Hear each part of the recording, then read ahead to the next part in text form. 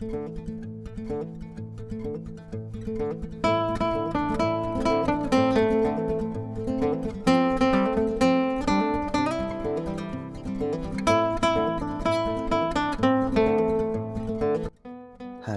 assalamualaikum warahmatullahi wabarakatuh. Jumpa lagi ya sama saya Sitanisi Deso. Gimana kabar sobat semua? Bangun, bangun, bangun. Sahur, sahur, sahur. Harap sahur ora sahur sakarepmu. Oke, itu pecel lele buka ya. Martabak pun juga buka. Ayo dipesan, dipesan.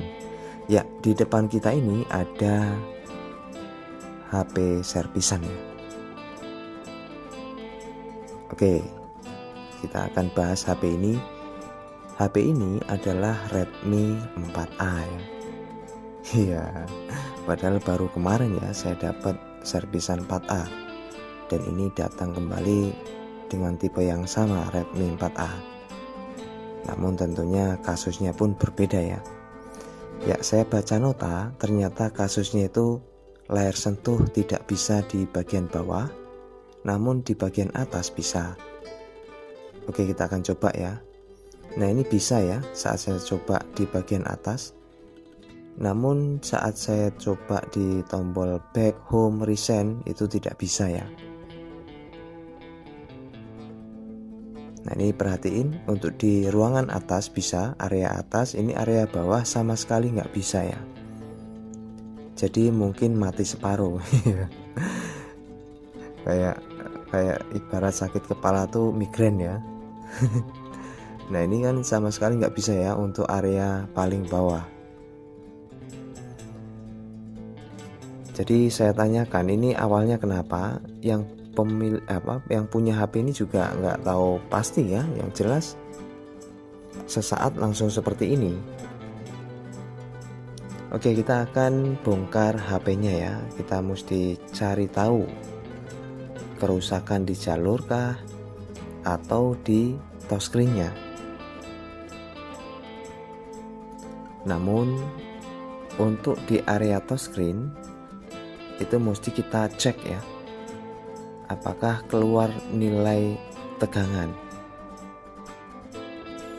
Nah, ini kita copot dulu semua baut-bautnya ya.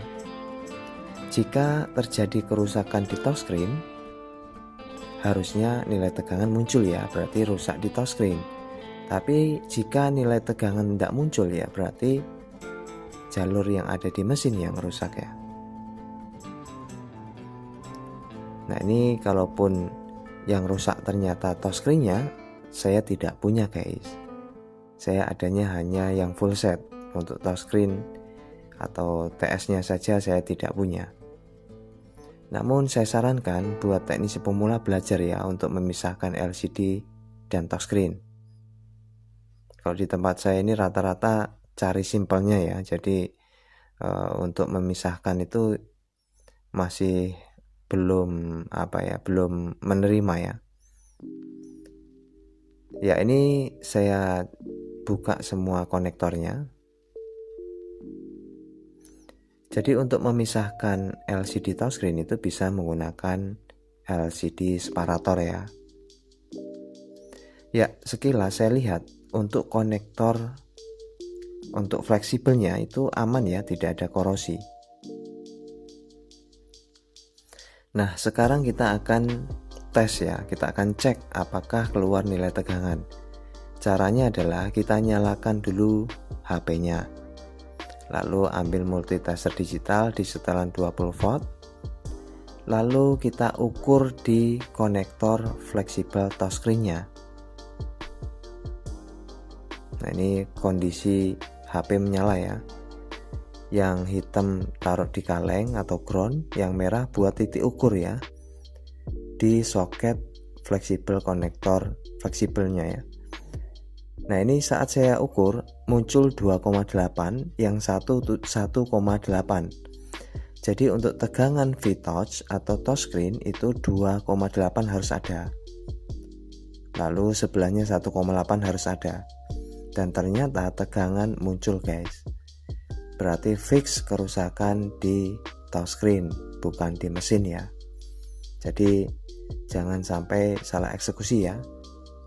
Jika tadi kita ukur tidak keluar nilai tegangan 2,8 sama 1,8, berarti di bagian mesin yang rusak.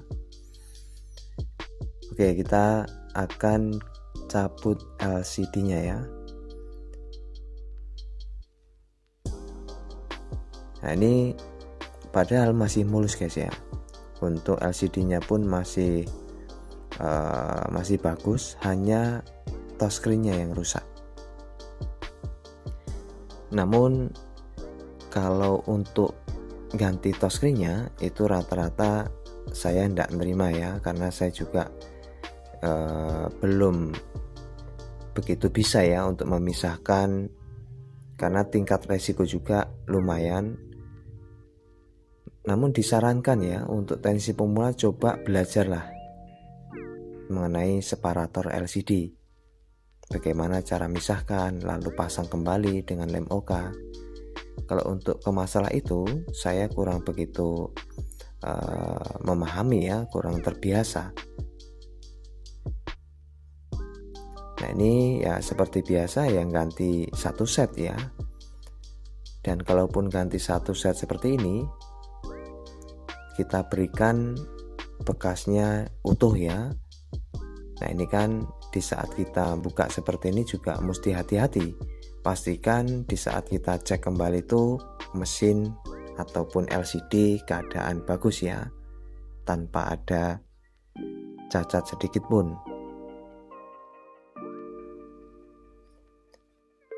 Ya jadi kalau saya masih belajar ya bagaimana memisahkan yang baik dan yang benar, karena selama ini saya jarang untuk fokus ke LCD. Ya kalau untuk alat tempurnya ada, cuman belum terlaksana ya untuk memulai dan belajar. Kita itu selama hidup teruslah belajar ya, jangan sampai puas, belajar terus. Namun ya penyakitnya itu kadang malas. Itu manusiawi guys. Ya seperti biasa ya, kalau untuk nyopot LCD kita mesti bantu dengan blower. Ya ini sudah tercopot untuk LCD bawaannya ya.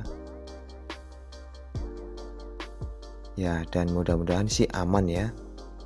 Karena harusnya aman, karena di saat ganti full set kita mesti balikin dalam keadaan aman juga untuk LCD-nya.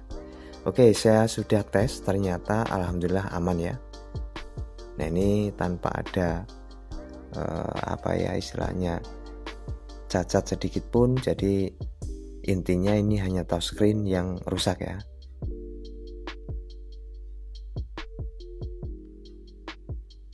Oke, kita tunggu sampai gambaran full ya. Nah ini tanpa ada rusak ya. Kita copot kembali dan diberikan sama pemilik ya, sebelum kita ganti LCD yang baru.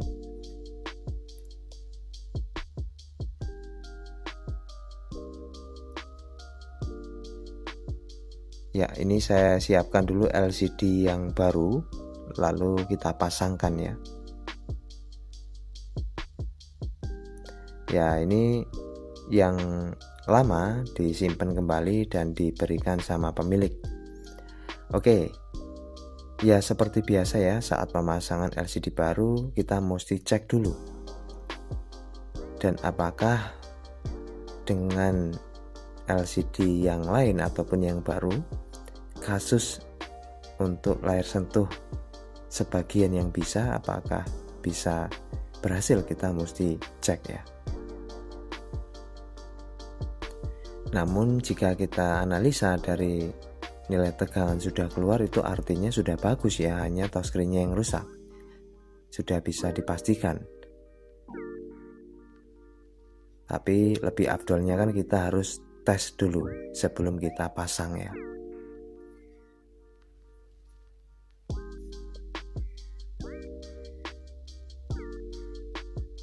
Jadi untuk pembelajaran ya mengenai pemisahan LCD, ada banyak channel yang sudah khusus ya untuk tutorial mengenai LCD. Cari saja di YouTube. Yang saya rekomendasikan ada itu Jakarta Flasher ya, coba mampir di situ. Oke, ini kita akan tes ya, apakah layar sentuh sudah bisa semua dari atas hingga ke bawah. Ya, kelihatannya normal ya. Kita coba, nah itu kan bisa. Kalau tadi nggak bisa ya untuk area bawah. Untuk tombol kembali bisa, resign bisa, home bisa ya.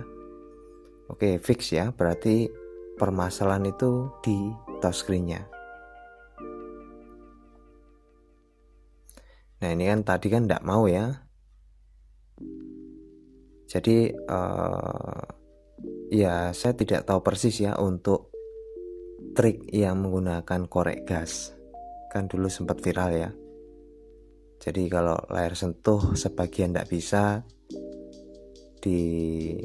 apa istilahnya, dipetik dengan api yang dari korek gas atau apa ya, magnet atau gimana, saya kurang begitu ngerti apakah itu real atau hoax. Saya juga nggak pernah nyoba ya dengan trik korek gas. Namun ya saya sempat dengar dari teman-teman sih ada yang nyoba, katanya ya ndak ada pengaruhnya ya. Oke, ini ya setelah dilem ya dikencangin, nunggu sampai kering ya. Setelah minimal 1 jam kita biarkan ya, lalu ya kita pasang kembali untuk di baterainya, mesinnya. Jadi ini info yang mungkin ingin saya sampaikan buat pemula. Untuk di dunia servis HP yang baru memulai, yang hobi untuk bagian LCD, bolehlah coba fokus di LCD ya. Maksudnya di sini ya pemisahan LCD touchscreen, lalu LCD tompel itu kan bisa diperbaiki ya. Itu hanya membutuhkan alat LCD separator dan bubble remover ya. Jadi ada 2 alat itu ya, modal 2 alat itu fokus ke LCD, insya Allah sukses juga ya. Kalau saya lebih ke hardware, kadang ya software, kalau untuk LCD kurang ya.